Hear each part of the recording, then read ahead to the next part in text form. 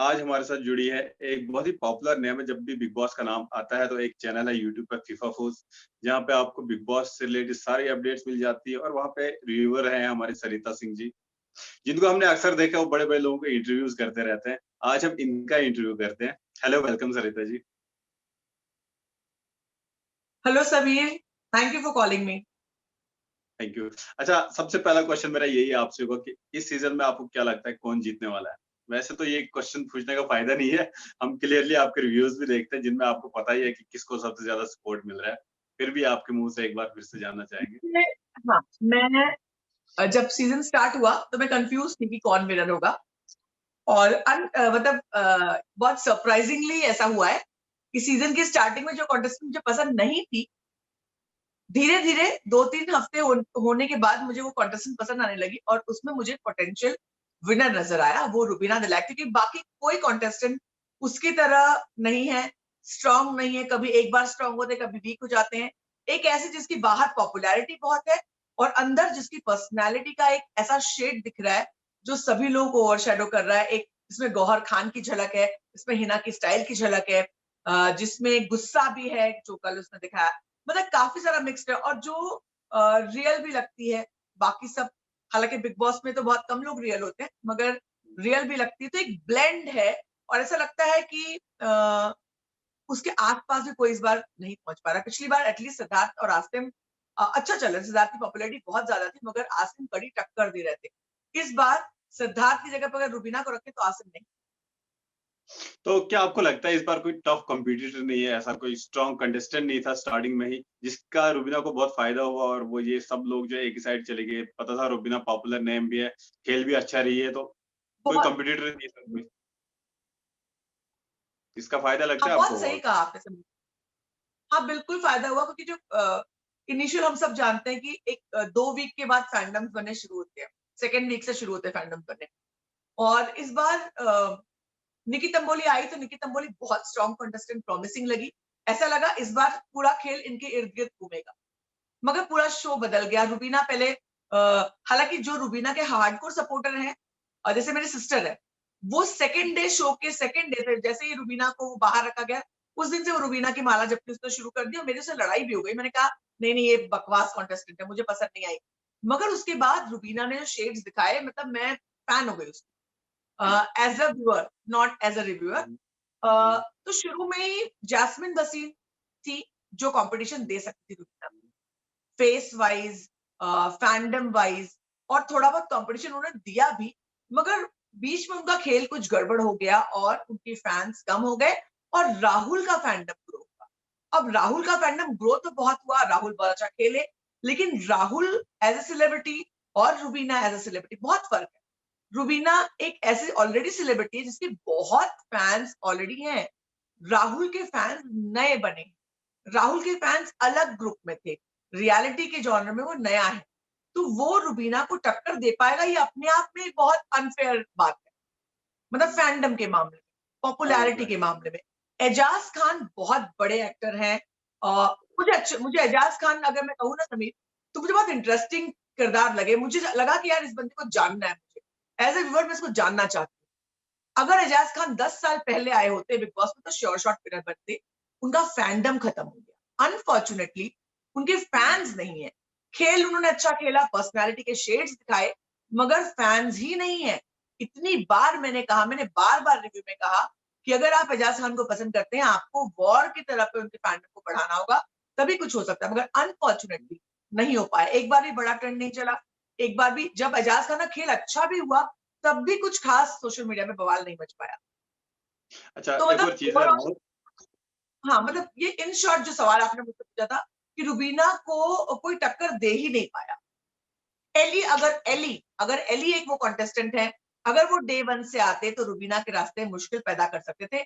Eli जितने contestant हैं उनमें अगर सबसे ज़्यादा किसी में दमखम है तो वो एली में था, मगर अनफॉर्च्यूनेट है कि वो एज़ अ कंटेस्टेंट बहुत लेट आए। हाँ, क्योंकि लेट आए तो पहले ऑलरेडी सबका फैन बेस बन गया होता है, सबने चूज़ कर लिया होता है भाई ये है अब हमारा यस, कंटेस्टेंट, हमने यस। इसको सपोर्ट करना है। तो एक और चीज, जो राहुल वैदी थे, पहले पहले ऐसा लग रहा था कि वो काफी क्लोज कंपटीशन था रुबीना दिलाइक के साथ, लेकिन जब वो घर से बाहर गए, फिर जब वहां से वापस आए, तो उनका कंप्लीटली जो फैन बेस है, ऐसा लग रहा है सारा खत्म ही हो गया। और अब टॉप 3 में उनके लिए बहुत मुश्किल हो रहा है, जिस तरह हम पोल्स वगैरह देखते हैं हर जगह पॉपुलैरिटी, तो मुश्किल लग रहा है। क्या लगता है उनको, जो जो बाहर गए, वो उनसे मिस्टेक हुई बाहर जाकर? बाहर देखिए उनको उनसे नहीं जाना चाहिए मिस्टेक था? हुई बाय फ्लूक।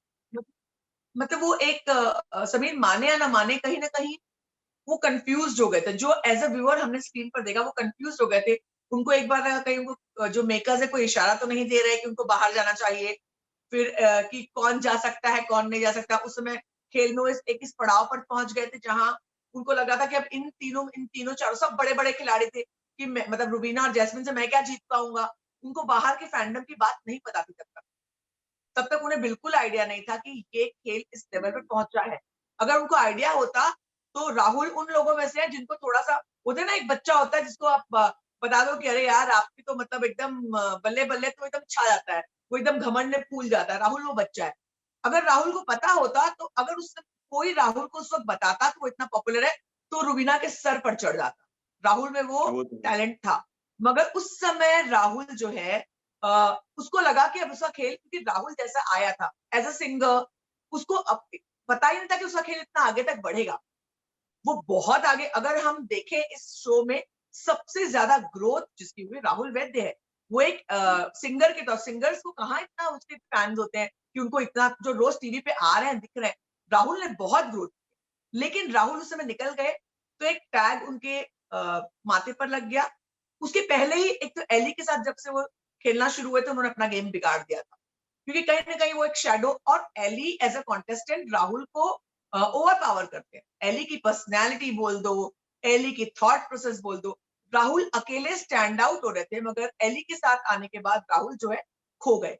और उसके बाद राहुल जब निकले बाहर, तो उनके फैंस के इमोशंस पे एक बहुत बड़ा शराघात हुआ, और फैंस थोड़े तरबितर डेफिनेटली हुए, क्योंकि अब कोई बंदा बाहर निकलता है फैंडम बिखर जाता है। या तो फिर भैया सिद्धार्थ शहनाज की फैंडम की तरह मतलब पागलों वाली फैंडम हो जो सालों साल चले जा रही हो, वो तो बात अलग है। पर फैंडम थोड़ी यहाँ बिखर गई। और उसके बाद दोबारा जब राहुल आए, तो राहुल ने गेम जमाया भी, मगर वो जो एक भगोड़ा वाला टैग आया, भागने वाली बात आई, सलमान खान ने 2-3 बार उन्हें कहा, उसे कहीं ना कहीं राहुल एक बैकफुट पे गए। जनता में भी एक ये मैसेज गया कि अरे यार राहुल का खेल कुछ खास नहीं चल रहा।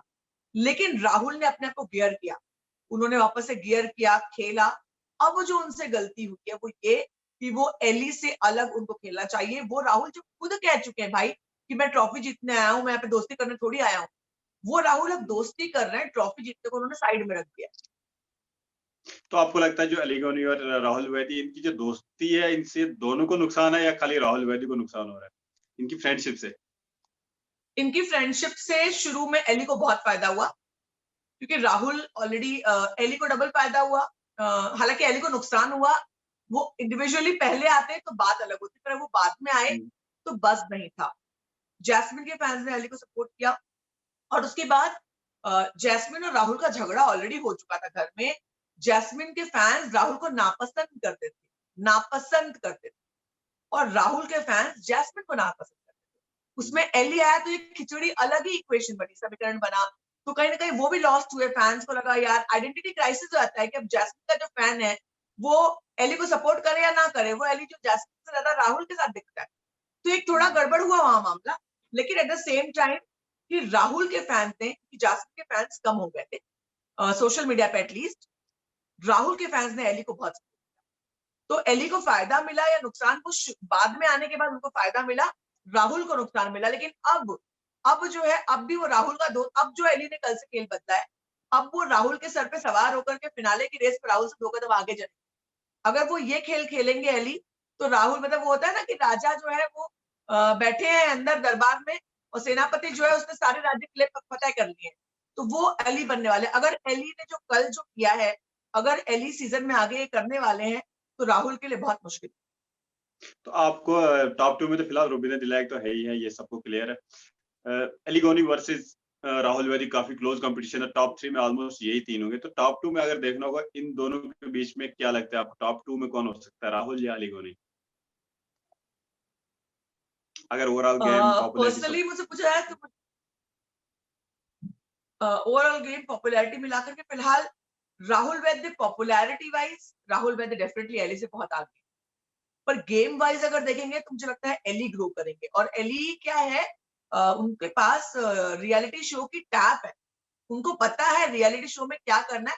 राहुल वैद्य ओरिजिनल पर्सनैलिटी में बहुत स्मार्ट है, राहुल वैद्य की पर्सनैलिटी अब उसको पता चला है कि रियलिटी के लिए बहुत, शो के लिए बहुत सही है, मगर एली को पता है, तो एली गेम अच्छा खेलेगा। अब अगर राहुल के फैंस बहुत उसके साथ लॉयल रहते हैं, बढ़ते हैं, तो वो एली को मतलब एली राहुल बढ़ जाएगा आगे। अगर एली का जैस्मिन के फैंडम को वो बहुत प्रमोट करती है और एली का फैंडम बढ़ता है तो वो कंपटीशन दे पाएंगे। अदरवाइज गेम वाइज एली भले अच्छा खेले, मगर पॉपुलैरिटी वाइज राहुल को वो नहीं पछाड़ पाए, मुश्किल है, इस वक्त मुश्किल है। ओके। ठीक है, टॉप 5 में किसको देखते हैं आप इन 3 के अलावा? उसके बाद विकास गुप्ता भी है, राखी सावंत है, निक्की टंबोली है या अर्शी खान, इन सबको मिला के ये अभिनव शुक्ला भी है। क्या लगता है बाकी में से जो 2 पोज़ीशंस बचती है उनमें कौन आ सकता है इन 3 के अलावा? राखी सावंत श्योर शॉट है, राखी सावंत श्योर शॉट है। मतलब कल रात को अगर आपने देखा होगा लाइव फीड में ये लोग आपस में डिस्कस कर रहे थे कि सीजन 13 में कैसे हुआ था और छठे खिलाड़ी को रातों रात निकाल दिया था, फिर कोई बैग लेकर गया, क्या गया, तो उनकी प्लानिंग भी चल रही थी कि कौन बैग लेकर जाएगा, कौन क्या करेगा। मुझे लगता है कि राखी सावंत, अर्शी वगैरह सब निकल जाएंगे। राखी, निकी और अभिनव, इन 3 में से 2 लोग जो अच्छा, हैं विकास गुप्ता भी थे विकास इजाज गुप्ता अगर वापस आए, नहीं इजाज लगते। गुप्ता वापस भी आ सकते हैं। एजाज सॉरी, वापस आएंगे तो इजाज एजाज डेफिनेटली, एजाज आएंगे तो एजाज की पोजीशन होगी। और ऐसे में मुझे लगता है कि अब निकी तंबोली ने कल जो गेम खेला है, अगर निकी तंबोली ऐसा गेम बहुत आगे बरकरार रखती है तो निकी तंबोली टॉप 5 में हो सकती है, क्योंकि चैनल के लिए निकी तंबोली एक बड़ी प्रॉपर्टी है। अगर हम देखें तो बड़ी प्रॉपर्टी निकी तंबोली। राखी सावंत के अगर मान लो 21 को फिनाले है, 20 की रात को राखी निकल जाएंगी, 20 तक उनको कंटेंट पूरा मिल जाएगा, 20 तक कंटेंट में कोई कमी नहीं होगी। तो 20 की रात राखी निकल सकती है, अर्शी निकल सकती हैं, और लास्ट वाले दिन वो जो बड़े चेहरे हैं वो रह सकते हैं। तो ऐसे में निक्की उसमें प्लस पॉइंट हो सकती है, पर अदरवाइज मुझे लगता है राखी बेटर एंटरटेनर है। तो अगर एजाज आ जाते हैं और एजाज रहते तो डेफिनेटली टॉप 5 में एजाज की जगह तो सुरक्षित है ही, there is no doubt about it. हालांकि फैन वाइज अगर देखा जाए तो एजाज बहुत कमजोर है, वोटिंग वाइज देखा जाएगा तो एजाज से मजबूत निक्की है, एजाज से मजबूत अर्शी भी है, अर्शी को भी वोट्स मिल जाएंगे, एजाज को वोट्स कम आई, मतलब तुम ज्यादा एनालाइज करते हो समीर, तुम ट्विटर के किंग हो, मुझे बताओ एजाज, मुझे लगा था कि आसिम का जो फैंडम है कट्टर फैंडम जो कि एजाज, और ऐसा भी नहीं कि एजाज प्लेयर अच्छा नहीं, प्लेयर अच्छा है, पर्सनैलिटी इंटरेस्टिंग है, पर एक बंदे की, इसलिए मैं शॉक हूँ क्यों इस बंदे को का फैंडम नहीं बढ़ा। एजाज के लिए मुझे बहुत बुरा लगता है ये बात, मुझे मतलब जेन्युइनली मुझे लगती है कि उस बंदे को जितना उसमें पोटेंशियल है उसको फैंडम नहीं मिला। हाँ, वही मैंने भी बहुत बार नोटिस किया ट्विटर पे, हालांकि उनका कोई हेटर कोई नहीं है, उनको जो भी बोलेगा कुछ उनके लिए अच्छा ही बोलेगा, हेटर कोई नहीं है। शायद ये इस हाँ वजह से लोगों हाँ को लगता है कि इसका फैन बेस शायद कम है, शायद ना जीत पाए, इस वजह से वो हाँ, दूसरे को ही चले जाते हैं, इस वजह से एक चले डिमोटिवेट हो जाते हैं, जाते हैं हाँ फैन, हेटर उनका कोई भी नहीं है। सही बात। तो हाँ। अब विनर ब्लैक क्लियर विनर लगती है फिलहाल इस टाइम पे। क्या लगता है आगे जाके कुछ फिलहाल चेंज हो सकता है, कुछ कंपटीशन दे सकता है फिलहाल उनको आगे जाके? अभी समीर, अब जिस तरह का सिचुएशन इन लोगों ने किया है कि अभी घर में सिर्फ रुबीना और अभिनव 2 ही जन हैं जो बाहर की सैर करके नहीं आए, बाकी सब तो सैर कर आए हैं। तो अगर हम ओरिजिनल बिग, तो as a Bigg Boss viewer लोगों को इन दोनों में से ही वो लोग एक्सपेक्ट करें कोई विनर होगा।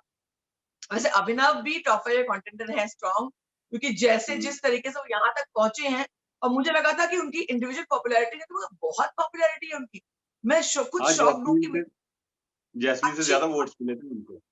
अच्छी ज्यादा मतलब लोगों से ज्यादा वोट मिले उनको, जबकि राहुल से ज्यादा वोट मिले, जैस्मिन निकल गई, जैस्मिन से ज्यादा वोट मिले, तो अभिनव है ही, लेकिन अभिनव रुबीना से के सामने जीत नहीं पाएंगे। तो ऐसे में मुझे लगता नहीं कि और कोई कॉम्पिटिटर जो है वो यहाँ पर विनर हो सकता है। हालांकि इस बार बिग बॉस ने, मेकर्स ने बहुत स्मार्ट मूव किया है कि एक बार भी ये बात सामने नहीं आई है कि भाई वाइल्ड कार्ड नहीं जीत सकते, चैलेंजर्स नहीं जीत सकते, रिविजिटर्स नहीं जीत सकते, इस तरह की कोई बात कही नहीं है।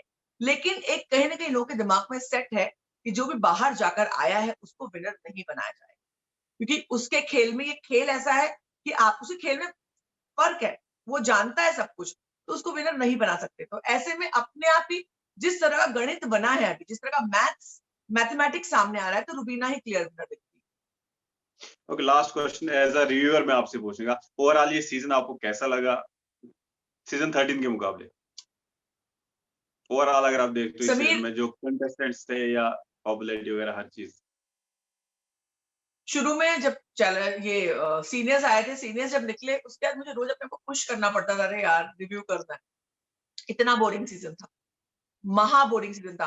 कितनी बार तो ऐसा लगता था कि आज क्या रिव्यू क्या किया जाए, कुछ हुआ ही नहीं है, शो में कुछ हुआ ही नहीं है। पर जब चैलेंजर्स आए, पूरा शो बदला, फिर राहुल रुबीना एंगल बना, जैस्मिन रुबीना एंगल बना। जैस्मिन रुबीना एंगल आसम सिद्धार्थ तक नहीं पहुंच पाया, राहुल रुबीना भी नहीं पहुंच पाया, रश्मि सिद्धार्थ भी रिक्रिएट नहीं हो पाया।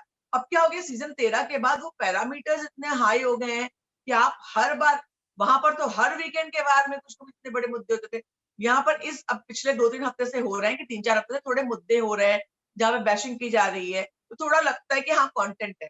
अदरवाइज कोई कंटेंट ही नहीं है, सब ऐसा लगता है कि आराम से आए हैं, खा पी के, स्टे है इनका, स्टे के बाद अपना अपना लगेज लेंगे और चेकआउट करके चले जाएंगे, और उसके साथ में तो ट्रॉफी भी मिल जाएगी। मगर अब थोड़ा शो इंटरेस्टिंग लग रहा है, एंगेजिंग लग रहा है। चैलेंजर्स के आने के बाद अलग अलग जगह पे अलग अलग एलिमेंट, इन सब में इस पूरे जो शो बदला है उसमें एली का योगदान है बहुत बड़ा, अर्शी का, राखी का, विकास गुप्ता का अनफॉर्चुनेटली नहीं है। मैंने एक्सपेक्ट किया था विकास गुप्ता बहुत एलिमेंट जोड़ेंगे, मनु पंजाबी रहते तो वो जोड़ पाते, मगर मनु पंजाबी भी लॉस्ट हो गए। एक ही दिन का मौका मिला जब वो छाए, और उसके बाद फिर उनका गेम कमजोर हुआ, उसके बाद वो घर से बाहर ही निकल गए, दोबारा वो नहीं आए। तो मतलब समहाउ जो बाद में लोग आए हैं उन्होंने बहुत एलिमेंट जोड़ा है खेल में, और उनकी वजह से शो में कंटेंट आया है। तो आपको क्या लगता है जो कंसेप्ट इस बार मेकर्स ने दिया था स्टार्टिंग में सीनियर्स को लाना, क्या वो गलती हो सकती है मेकर्स की? हाँ, मैं ये जानना चाहूंगी आपको ये सीजन कैसा लगा? किस पे? सॉरी, मेरे को 14 आवाज सीजन आपको कैसा लगा? मेरे को तो स्टार्टिंग में मैं कह बहुत रही हूँ ज्यादा ये वाला बोरिंग लगा। सीजन। अब यही बहुत हाँ, ज्यादा बोरिंग था, ये स्टार्टिंग से ही बहुत ज्यादा बोरिंग चैलेंज। मैं आपकी बात से पूरा एग्री करता हूँ कि जब सीनियर ये चैलेंजर्स वगैरह आए, राखी सावंत वगैरह, उसके बाद थोड़ा कंटेंट आना शुरू हो गया। नहीं तो पहले बहुत ज्यादा बोरिंग, तो मैं तो बहुत बार एपिसोड ही नहीं देखे, रोज मिस करता रहता है एपिसोड। लेकिन जब से चैलेंजर्स आए तब से थोड़ा इंटरेस्टिंग हो गया, तब से थोड़ा देख रहे हैं। अदरवाइज बहुत बोरिंग लग रहा था मेरे को सीजन, और अभी भी ये इस पूरा वन साइडेड लग रहा है फिलहाल। रुबीना लैग का वो है, क्लियर है। बाकी अभी मेरे को अपनी तरफ से लग रहा है कि क्लोज फाइट हो सकता है राहुल वैद्य और अली गोनी के बीच सेकंड स्पॉट के लिए।